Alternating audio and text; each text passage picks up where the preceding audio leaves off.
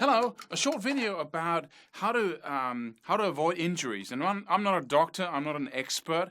I'll just give you a few tips to what I have learned when I was developing my skills. That period of time where I had 2 years where I really practiced a lot. And I developed some injuries too that I've never gotten rid of.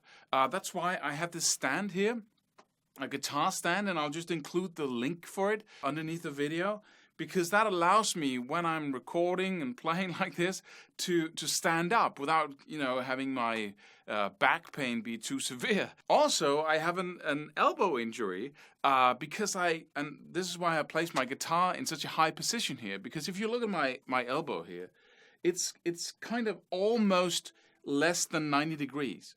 And if I practice like this, if I have my guitar like this and I sit down and my elbow closes in, so it's less than 90 degrees, then I start feeling that pain. And I really warmly recommend that you make sure that your elbow is above 90 degrees. And as I said, I'm not an expert, I'm not a doctor, I don't know why this is. When you have the injury, it's really, it stays with you. And so you'll have to practice like this for all eternity. And so I really started to push my guitar down, started slouching back in the couch when I was practicing in front of the TV, and I started holding my guitar in a classical position like this, placing it on my left knee. I'm a right-handed guitar player, placing it on my left knee and sitting in a position like that, so my hand would be like this, because when I placed it on my right knee, I would close my elbow in like that, and that would give me the injury and the pain in the elbow. Another thing that I discovered is very important is to work out with weights.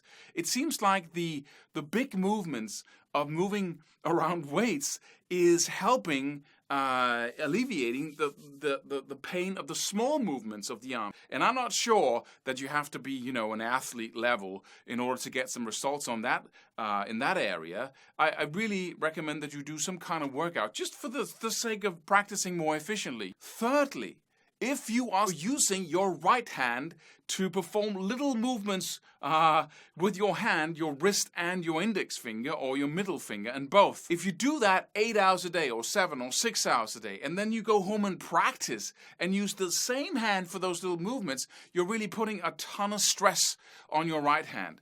And so I really recommend warmly that you learn to use your left hand. So you take the stress completely off your right hand, and you can save that for practicing the little movements. If you feel pain anywhere, please do whatever you can, especially in the elbow. It doesn't matter if you get tired, really, in your hand, but take frequent breaks.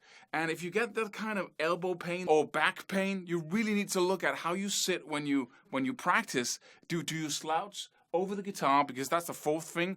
If you sit like this, you're going to develop, especially if you're young, you're going to develop something called Scheuermann's, where the joints in your neck, or the little bones in your neck, are going to be influenced and shaped by the way you sit, and that's going to make you look like this for the rest of your life if you're young and building bone mass still. But so you really want to make sure that you have this position when you practice, so you don't slouch over like that, because I'll give you that back pain I have, which means that I have to use a stand when I stand up for hours, right? So I recommend that you stand up at least 50% of the time you're practicing, because that will also make sure that you develop the right kind of position towards the guitar, or in relation to the guitar when you play. So if you decide to really stand up when you can, having that strap around your neck, and really stand tall, stand strong, and not slouch over, and you make sure that you have your elbow in the right angle and not have the guitar up here. Some players can do this up here for a lifetime. I couldn't. So please be very aware of the pain in your elbow and do everything you can to relieve it before it turns into, or your back, before it turns into permanent injury.